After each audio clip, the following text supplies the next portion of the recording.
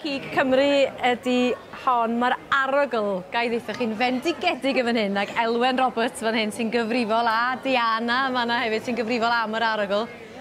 Sioe arall, Elwen? Ie, dydy blwyddyn yn mynd yn sydyn, dyma ni eto. Ac yn cwyno dy fod ti'n toddi. Dwi yn toddi yn y gres, mae'n dyna fod, len i ddim cwyno. Na, mae'n gyfle da, mae'n gynulleidfa dda, wastad yma'n does i wylio'r arddangosfeydd yma. Always wir, ie, diwrnod da. Be da ni'n neud heddiw, da ni'n canolbwyntio chydig bach fwy ar allforio. O, ie. A wedyn mae Diana'n gweithio ar y farchnad allforio. Be da ni'n dweud i wneud ydy mynd am reseiti ar rwan sy'n boblogau tramor. Mae hwn yn reseit sydd wedi cael ei greu ar gyfer y farchnad fel Denmark, fforna Sweden. A maen nhw'n hoff o ddefnyddio pethau fel mae gen i'r berries, juniper berries. A dwi'n jyst yn yna ddyn fan hyn di blasu, o'n i ef sylweddoli, ydych chi'n gwneud gin efo juniper berries. O, dach. A mae blas gin o'n un os ydych chi wedi bod yn trio. Felly, mae hein i gyd wedi bod yn yr peiriant yn y felin fan, malin o'n fan, ia? Ydy, mae gen i jyst rosemary fresh, halen naturiol wrth gwrs, pupur, wedyn hynna, y berries bach yma. A wedyn fale, maen nhw'n hoff, da ni'n mynd i stwffio fo wedyn hefo'r fale bach bwyta yma.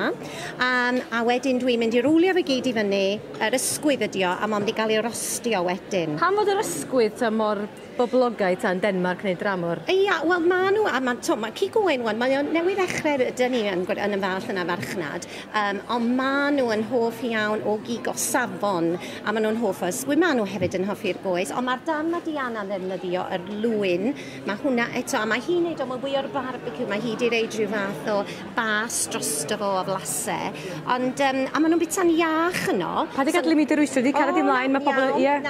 A ma nhw'n bita'n iachus iawn, yno fydden nhw'n bita hwn efo rhyw salad ag ati wedyn. Ond mae wych gweld, chi'n gweld gwirioni tramor gyda y Cig Owen, a mae'r ffaith bod gyda ni'r statws ar y PGI yma yn helpu'n sicr tramor. Mae gennym ni asiant o bethau yma heddiw o'r Eidal, di dod â bobl drosodd ar wasg drosodd i gael gweld. A mae yna lot o drafod yma, does? Nid bod dyma'r lle i ni wneud hynny, ond wrth gwrs mae pethau wedi newid ers i ni fod yn y sioe ddwytha, Elwen. A mae farchnad Ewrop a'r cysylltiad Ewropeaidd yn rhywbeth sydd ar feddwl i lot o amaethwyr, yn dydi o? Wrth gwrs. Waw, mae hwnna'n globyn o farn lan, dydi? Mae hwnna yn ysgwydd fawr, yn dydi? A be fydda i wneud mewn munud rwan, fydda i yn just rhoi curtain round i hi, a yn dyn, a mae'n wedi cael ei rhostio. Yn amlwg mae gynna i yn fydd yn dod allan y munud i bobl blasu. Yn ara deg? Dwi'n mynd i ddechrau i ffwr yn eitha sydyn i gael lliw, ia.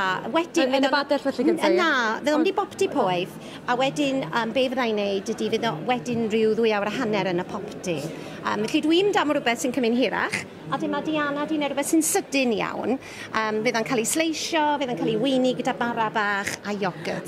Mae'r dŵr yn dod o'i daner nhw wrth edrych ac wrth wylio. Ydy'n mynd i gynnig tymeiddio fan awan ta? Are you able to carve? Ie, ti'n mynd i torio Diana, a fe di rei sampl i ni, a ti eisiau blasu? Wel, na, dwi'n ni'n licio gwneud hynny. Mae'r gynulleidfa yma di bod yn disgwyl yn eiddgar, felly beth oedd y toriad yma? Y toriad yma di'r lwyn, fel canol, ti'n gwybod, y rac. So mae hwnna ddarn drytach, ond, sa chi'n gwastraff, darn bendigedig, a mae hi wedi goginio fo'n neis ac yn pink.